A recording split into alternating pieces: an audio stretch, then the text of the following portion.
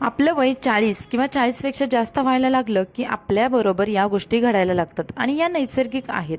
आपल्या चेहऱ्यावरती ज्या सुरकुत्या पडणं, डोळ्यास खाली डार्क सर्कल येणं आणि आपण हळूहळू म्हातारपणाकडे वळायला लागलेलो आहोत हे जाणवणं. तर या गोष्टी जसं नैसर्गिकरित्या घडतात तसं आपण नैसर्गिकरित्या यांना कमीसुद्धा करू शकतो. आपलं वय वाढवू शकतो आणि आपण आहे असं यंग दिसू शकतो. तर कसं, चला पाहूयात. नमस्कार मंडळी, पुन्हा एकदा स्वाती स्टाईलमध्ये खूप सारं स्वागत आहे. फक्त तुम्हाला 2 स्टेप करायचे आहेत. क्लिन्झिंग आणि एक पॅक बनवायचा आहे, तोही घरच्या घरी. आणि तुमचं जे म्हातारपण आहे किंवा तुमचं जे जास्त दिसणार वय आहे ते आपण अगदी पटकन कमी करू शकतो. चला पाहूयात कसं ते. पहिली स्टेप आहे ज्यामध्ये आपल्याला एक बाउल घ्यायचा आहे किंवा एखादी साधी वाटी घ्यायची आहे, ज्यामध्ये दही वापरायचं आहे आणि त्याच्यानंतर आपल्याला त्याच्यामध्ये मध घालायचा आहे. आता दही 1 चमचा घेतलं, त्याच्यामध्ये मध मी थोडासा ॲड केलेला आहे, म्हणजे अगदी अर्धा चमचासुद्धा नाही. त्याच्यानंतर ॲलोवेरा जेल म्हणजे कोरफड आहे ते वापरायचे आहे. आता बघा माझी कोरफड वापरून संपलेली आहे, तर त्याच्यामध्ये होती ती कोरफड मी टाकली आणि हे सर्व मिश्रण मिक्स करायचं आहे. आता या सर्व गोष्टीच का वापरायच्या आहेत हे सुद्धा आपण बघणार आहोत यांच्या माहितीसोबत. हे छान मिक्स केल्यानंतर बघा आपलं दही असं थोडंसं फाटल्यासारखं वाटतं, पण काही घाबरायचं नाही. थोडं मिक्स केल्यानंतर अजून जर तुम्ही त्याच्यामध्ये थोडंसं दही ॲड केलं तर हे असं पुन्हा दही आपलं पहिल्यासारखं बनल्यासारखं दिसतं.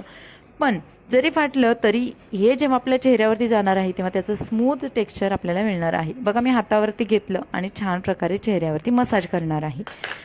आता ही पहिली स्टेप आहे. याच्यामध्ये आपण काय काय वापरलेलं आहे ते बघूयात. दही वापरलं. या दह्यामध्ये सर्वात महत्त्वाचा घटक असतो लॅक्टिक ॲसिड.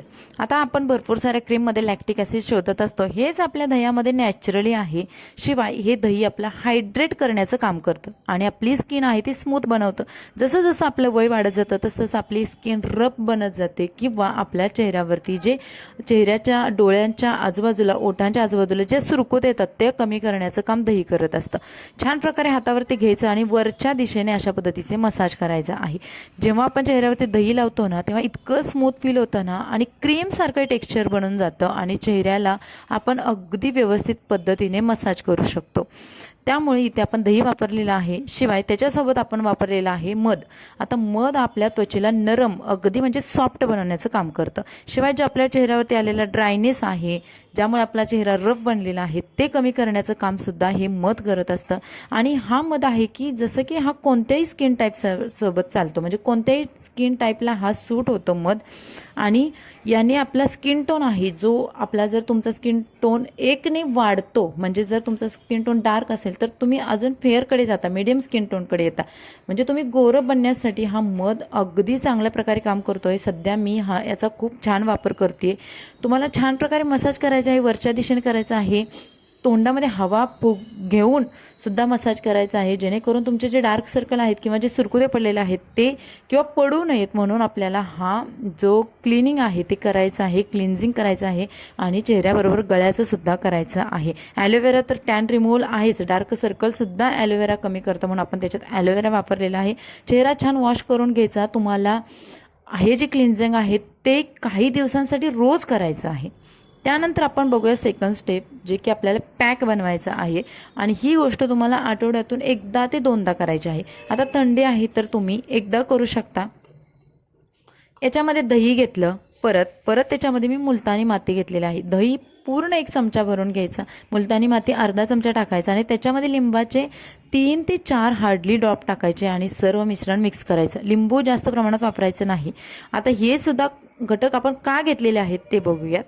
सर्वात महत्त्वाचे म्हणजे मुलतानी माती. जे आपल्या चेहऱ्यावरती ज्यांची ऑइली स्किन आहे, ज्यांना भरभरून तेल येतं, तर त्यांनी मुलतानी माती आहे ना जरूर वापरा, जेणेकरून तुमच्या चेहऱ्यावरचं जे एक्स्ट्रा ऑइल आहे तर ते काढते, चेहऱ्याला छान प्रकारे ग्लोविंग बनवते आणि आपल्या चेहऱ्यावरचे जे डार्क पिंपल आहेत ते कमी करण्याचं काम करते.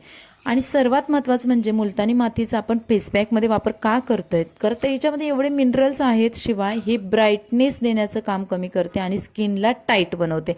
आपल्याला खरं तर हेच पाहिजे की आपली स्किन टाईट बनली पाहिजे. त्यामुळे आपण याच्यात मुलतानी मातीचा वापर केलेला आहे. फेअरनेस देते आणि टाईट बनवण्याच्या गुणधर्मामुळेच आपल्याला ही जेव्हा जास्त आपलं एज वाटायला लागतं तेव्हा ती आपण वापरली गेली पाहिजे, जेणेकरून आपलं जे एज आहे ते आपण कमी दिसावं, कमी एजचे दिसावं, यंग दिसावं, यासाठी आपण या गोष्टी करत असतो. तर त्याच्यामध्ये लेमन वापरलेलं आहे. लेमन यंग ठेवतं, शिवाय हायड्रेशन आणि ग्लो देण्याचं काम आपल्याला लेमन करत असतं. हा पॅक आहे ते आपल्याला 10 मिनिट पुरेसा ठेवायचा आहे. 10 मिनिटानंतर तुम्ही हाताला कोणतंही पाणी वगैरे न लावता सुद्धा हा पॅक रिमूव्ह करू शकता आणि पुन्हा आपल्या चेहऱ्यावरती एक क्रीमीच टेक्स्चर येते बघा. अगदी या पॅकची पुन्हा क्रीम बनते आणि पुन्हा आपल्याला याचा मसाज करायचा आहे. चेहऱ्यावरती मसाज करण्याचे खूप सारे फायदे आहेत. मसाज का करायचा? कारण तुम्हाला जर चेहऱ्यावरती ग्लो हवा असेल, यंग दिसावं वाटत असेल, तर चेहऱ्याचं ब्लड सर्क्युलेशन हे चांगलं झालं पाहिजे. एरवी आपण चेहऱ्यावरती जास्त हात लावत नाही किंवा मसाज करत नाही. तर तुम्हाला या 2 स्टेप करायच्या आहेत आठवड्यासाठी. पहिली स्टेप आहे तर तुम्हाला काही दिवसांसाठी रोज करायची आहे आणि ही दुसरी स्टेप आहे आठवड्यातून 2 वेळा करा. जर तुमचा चेहरा जास्तच ऑइली असेल तर तुम्ही आठवड्यातून 2 वेळा करा आणि ड्राय असेल तर आठवड्यातून एकदा. आणि तुम्ही बघाल रिझल्ट तुमच्या समोर आहे. तुम्ही करून बघा आणि नंतर मला कमेंट्समध्ये नक्की सांगा की खरंच याचे रिझल्ट येत आहेत की नाही. इतकं छान वाटतं. मी सुद्धा हे आठवड्यातून एकदा वगैरे करते ना, त्यावेळेस मला इतकं भारी वाटत असतं.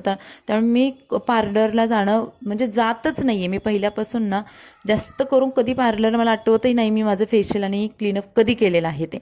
तर असंच चेहऱ्यावरती घरच्या जे होम रेमेडीज आहेत त्या ट्राय करत असते आणि माझ्या चेहऱ्यावरती नॅचरली ग्लो आणण्याचं काम करते. आता सध्या बघा माझी डिलिव्हरी झालेली आहे. तर डिलिव्हरी झाल्यानंतर बऱ्याच मैत्रिणींना प्रॉब्लेम येत असतो की आपल्या चेहऱ्यात मेलॅझ्मा म्हणजे वांग येतो. तर त्याच्यासाठी सुद्धा भरपूर रेमेडीज आहेत.